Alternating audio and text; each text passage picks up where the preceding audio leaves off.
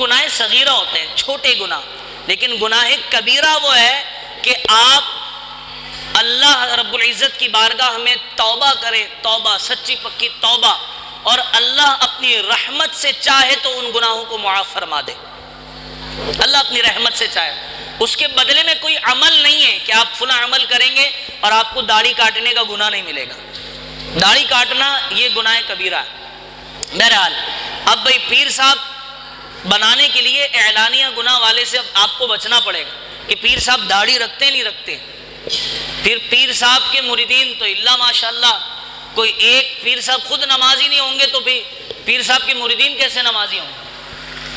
پیر صاحب خود نماز نہیں پڑھتے ہوں گے تو پیر صاحب کے مریدین کیسے نماز پڑھیں گے؟ اور وہ شخص جو پانچوں نمازیں پڑھا رہا ہو، اس میں اور پیر صاحب میں فرق کتنا ہے؟ لیکن وہ جو نمازیں پڑھا رہا ہے وہ اللہ کا ولی نہیں ہو سکتا، وہ متقی نہیں ہو سکتا، وہ پیر صاحب بننے کے لیے بھی قابل نہیں ہے۔ اور جو داڑھی کاٹتا ہو، 10 انگوٹیاں پہنتا ہو اور نہ جانے کیا کیا خرافات کرتا ہو، بس بھائی وہی اللہ کا ولی ہے، وہی متقی ہے، وہی سب کچھ ہے بس۔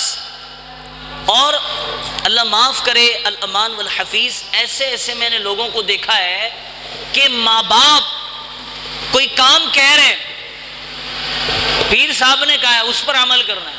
وہ خدا کے بندے، سب سے بڑے پیر ماں باپ ہیں، ماں باپ ہیں سب سے بڑے پیر۔ ہر عمل برباد ہے ماں باپ کی نافرمانی اگر ہے تو، ہر عمل، کوئی پیر بچا نہیں سکتا۔ ان سے کہا جائے نا کہ بھائی یار کیا کر رہے ہو بھائی، ماں باپ کی نافرمانی کر رہے ہو؟ نہیں یار، ہمارے پیر صاحب نے کہا وہ بھائی جہنم میں جلو گے۔ کہ ہمارے پیر صاحب آ جائیں گے نا قبر میں چھڑوانے کے لیے، وہ پیر صاحب کو کون چھڑوائے گا قبر میں؟ وہ قبر میں خود چھوٹیں گے تو تیرے پاس آئیں گے نا، ان کو کون چھڑوائے گا؟ اللہ رحم فرمائے۔ بس ایک چھوٹا سا واقعہ میں آپ کو سناؤں کہ یہ ایسے ڈھونگی لوگ ہوتے ہیں، ایسے بدکار لوگ ہوتے ہیں کہ عوام کو اپنے قریب لانے کے لیے، تو ایک صاحب آئے، کسی مزار شریف پر ہماری حاضری تھی، تو ایک صاحب آئے اور کہا غسل، مزار شریف کو غسل میں دوں گا۔ اچھا بھائی آپ دے دیں، ہمیں کوئی اعتراض نہیں، آپ دیں۔ اچھا بھائی، اور انہوں نے بھائی میرے خیال ہے کہ ہاتھ کی 10 انگلیوں میں 50 انگوٹیاں تو ہوں گی۔ یار تو وزن اٹھاتے کیسے ہیں 50 انگوٹی؟ اچھا اب وہ ساری انگوٹیاں اتاری، پھر انہوں نے گلے سے چادر نکالی تو 30-40 مالائیں گلے میں، بھائی عورت ہے مرد ہے، 30-40 مالائیں وہ انہوں نے اتاری۔ اب بھائی پیر صاحب مزار شریف قبر کے ساتھ کھڑے ہوئے، حضرت معافی چاہتا ہوں دیر ہو گئی۔ بھائی کیا کر رہا بھائی؟ حضرت معافی چاہتا ہوں دیر ہو گئی۔ مزار شریف کے ساتھ کھڑے، حضرت معافی چاہتا ہوں دیر ہو گئی، معاف کیجیے۔ اچھا کر دیا معاف؟ ارے واہ حضرت آپ تو بڑے کریم ہیں۔ ارے واہ بھائی واہ، کس سے باتیں کر رہا بھائی؟ اب جو بیچارے کمزور علم اور کمزور ذہنیت کے لوگ ہوتے ہیں نا، ہماری عوام کیا ہوتی ہے؟ دیکھا کتنے کامل پیر صاحب ہیں، دیکھا کتنے اللہ کے ولی ہیں، بات کر رہے ہیں قبر کے اندر سے بات کر رہے ہیں، اور جو مریدین ہوتے ہیں نا بولا ہمارے پیر صاحب ہیں قبر میں بات کر رہے ہیں۔ ابے خدا کے بندے، اب وہ یہ حرکتیں کر رہا ہے تو بھائی وہ ولی کامل ہے۔ اور اگر کوئی ایسا ولی کامل جو واقعتاً کشف کا علم رکھتا ہو، جو واقعتاً کشف کا علم رکھتا ہو نا، وہ آ کر اس طرح کی حرکت نہیں کرے گا۔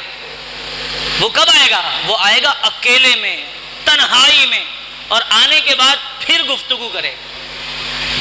وہ بھی قبر پہ بھی کیوں آئے گا؟ جو واقعی علم اور تقوی والا ہو وہ کیوں آتا ہے قبر پہ؟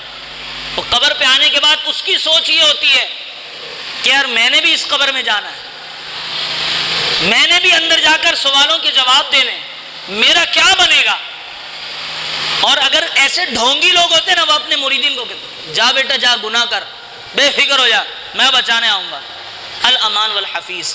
تو آج کی جو اتنی گفتگو ہے نا ساری، اس کا خلاصہ لب لباب یہ ہے آپ ہر کسی کے پاس نہ جایا کریں. بہت ساری باتیں کرنے کو رہ گئی ہیں, میں بس آخری جملے کہہ رہا ہوں. ہر کسی کے پاس نہ جایا کریں. آپ دیکھیں جو عالم دین ہو, گدی پہ بیٹھا ہے, ہمیں گدی پہ بیٹھنے سے اعتراض تو نہیں, پیر صاحب سے ہمیں اعتراض تو نہیں, ہر پیر کے ہم خلاف تو نہیں, لیکن آپ جائیں ایسے پیر کے پاس جو خود عالم دین ہو, آپ کو شریعت مطہرہ کی طرف لے کر جائے اور آپ کو شرک کے بدترین گناہ سے محفوظ کرے, آپ کو اللہ رب العزت کی توحید کی طرف بلائے. ایسے کسی شیخ کا دامن پکڑے. اہل سنت مسلک حق اہل سنت, ہم بریلوی علماء کے نزدیک بھی جناب مزار شریف پر چاہے سجدہ تعظیماً ہو یا عبادتاً ہو, دونوں ہی منع ہے. تعظیماً کرا تو حرام گناہ کبیرہ, اور عبادتاً کیا تو ہو گیا مشرک. گیا پیر صاحب خود پڑے ہوئے ہوتے سجدے میں, ڈائریکٹ آ کر مزار شریف پہ حاضر ہو کر کے مجھے یہ چیز چاہیے, اس طرح کہنا بھی ہمارے نزدیک. ہم اللہ کی بارگاہ میں دعا کر سکتے, مولا یہ جو تیرے نیک بندے ہیں, یہ جو تیرے ولی ہیں, یہ نیک بندے گزرے, ہم ان کی بارگاہ میں آئے, ان کے وسیلے سے دعا کرتے ہیں مولا ہمیں نیک بنا دے. یہ طریقہ ہے. مزار شریف کو چھونا اعلیٰ حضرت نے منع فرمایا. اعلیٰ حضرت تاجدار بریلی آپ نے منع فرمایا, مزار شریف کو چھونا بھی جائز نہیں. جو قبر ہے نا اس کو چھونا بھی جائز نہیں. ہمارے تو لوگ جا کے لپٹ جاتے ہیں, چھونا بھی جائز نہیں.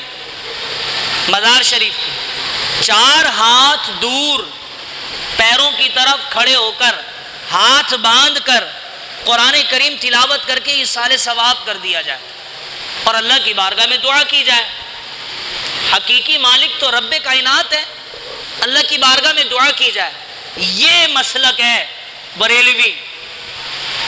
لیکن کم ظرف پیروں نے اور ان کے کم ظرف مریدین نے مسلک حق کو بگاڑ کر پھر لوگوں کی انگلیاں اٹھتی ہیں. پتہ ہے لوگوں کی انگلیاں اٹھتی ہیں, لڑائی جھگڑے ہوتے ہیں, فرقہ واریت کی فضا قائم ہوتی ہے. جب مسلک حق آپ پڑھیں گے سنیں گے نا تو آپ کو اندازہ ہوگا اچھا ہمارے پیر صاحب تو پتہ نہیں کیا کیا کرواتے ہیں. جو حقیقی پیر ہوگا نا وہ بولے گا بھائی ماں باپ کی فرما برداری کرو, نماز پڑھو, روزہ رکھو, اور یہ کام کرنے کے جو وہ کرو. کیا تم پڑھ گئے آگے میرے قدموں میں پڑے رہتے ہو؟ جو حقیقی پیر ہوگا وہ آپ کو ہفتے میں مہینے میں 1 دفعہ بلائے گا. اور جو 2 نمبر ہوتے ہیں نا ان کی خواہش ہوتی ہے میرے حریب قریب جو ہے نا وہ رش لگا رہے, بہت سارے لوگ میرے ہاتھ چومیں. اور جو حقیقی پیر ہوگا وہ بولے گا ہاتھ میرے نہیں ماں باپ کے جا کے چوم. اللہ کی بارگاہ میں سجدہ کرو, مزار پہ کیوں سجدہ کرو؟ مزار پہ سجدہ جائز نہیں ہے کسی بھی صورت میں, چاہے وہ تعظیماً ہو یا عبادتاً ہو. بولے ایمان صاحب گئے پٹری سے, نہیں جناب میں شریعت بتا رہا ہوں, جو پیر ایسا کروائے اس کا دامن چھوڑ دیں. بولا آج سے تو میرا پیر نہیں, پیر وہی جو شریعت کی پابندی کروائے. بہرحال اللہ کریم ہم سب کو ایسے 2 نمبر پیروں سے باباؤں سے محفوظ رکھے. اللہ تبارک و تعالی ہمیں کسی ولی کامل کی دامن سے وابستگی عطا فرما دے. کسی عالم دین, کوئی ایسا پیر ہو جو عالم دین بھی ہو, اس کے دامن سے وابستہ ہو جائیں. اللہ تبارک و تعالی ہم سب کا حامی و ناصر ہو. اللہ تبارک و تعالی ہمارے 2 نمبر پیروں سے ہمیں نجات عطا فرمائے. وآخر دعوانا ان الحمد للہ رب العالمین.